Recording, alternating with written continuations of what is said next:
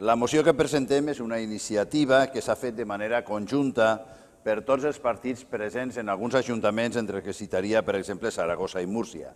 I ens agradaria que fos una iniciativa conjunta també en l'Ajuntament de València, com ho varen proposar en el seu moment al regidor corresponent. L'altre dia un veí em preguntava: per què vos oposeu a millorar la seguretat dels ciclistes? Perquè aquesta és la pregunta primera que es fa la gent. I jo li vaig respondre: mireu, els xiquets que no saben nadar es banyen sempre amb un flotador, però mai cap pare o cap mare li exigeix al xiquet que duga sempre el flotador per evitar el perill, per millorar la seva seguretat, per si troba una reguera o si troba un xarco. A ningú se li ocorreix. El cas del casc és el mateix. Quins són els accidents que pateix un ciclista en la ciutat? Analitzem-los i busquem millores de la seva seguretat. No fem teatre. Un ciclista en la ciutat va a menys de 15 km per hora de mitjana. L'impacte que pot tenir no és molt més que el d'una persona que va caminant ràpid. Ningú exigiria que els vianants vagin amb casc, encara que també poden caure i xocar amb el terra, amb el cap o amb les voreres. Ningú se li ocorriria. Els accidents, i sobretot els greus i mortals, tenen a veure en la col·lisió amb els cotxes, que van a molta més velocitat que el ciclista, igual que el vianant. Per tant, la seguretat passa fonamentalment per evitar col·lisions, sobretot d'alta velocitat. Passa per pacificar el trànsit. Posar-se el casc davant d'això és com posar-se un flotador per evitar una col·lisió. Hi ha més arguments que volem ressaltar. La disminució comprovada en el número de ciclistes en tots els països que ho han aplicat. Israel, Austràlia, Nova Zelanda.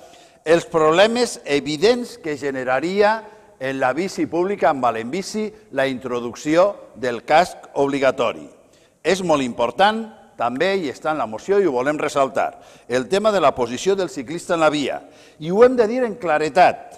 Està molt millor l'ordenança de l'Ajuntament de València que el que pretén la Direcció General de la DGT. El segon perill d'un ciclista en la ciutat està en l'apertura de portes d'un cotxe o furgoneta i en l'entrada súbita d'un vianant o d'un animal. Obligar a anar per la part dreta, és a dir, pegat als cotxes o la vorera, és afavorir precisament la segona causa d'accidents en la ciutat. La seguretat dels ciclistes i els vianants s'aconsegueix tranquil·litzant i pacificant el trànsit. Ahir ens queda molt per fer. Haurem d'anar avançant en dos tipus de carrers. Els carrers de desplaçament per tota la ciutat, mantenint la seva velocitat màxima, i els carrers prop de casa del barri amb un màxim de 30 km/h. I aprofite per a dir i acabe que si és cert el que he vist avui, concretament en un diari, de que alguns barris, el barri Sant Josep, el barri de Russafa, es va reduir la velocitat màxima a 30 per hora, aquesta és una bona mesura, des del meu grup l'aplaudim i estem segurs que contribuirà molt més a la seguretat que ficar un casc, intentar ficar un casc a tots els ciclistes. Gràcies. Mire, nosaltres no tenim cap problema de dir que hi ha aspectes que estan bé i abans que ho diga vostè ho he explicitat en la meva intervenció anterior. No tenim cap problema de dir que hi ha coses que es fan bé o que es plantegen adequadament, de la mateixa manera que no tenim cap problema de posar a caldo determinades actuacions. No tenim cap problema de cap tipus, per al bé o per al que no està bé.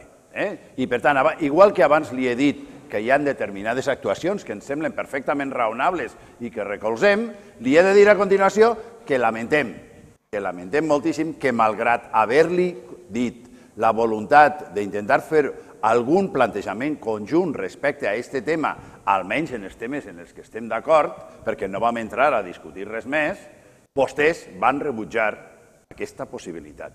Ho lamentem.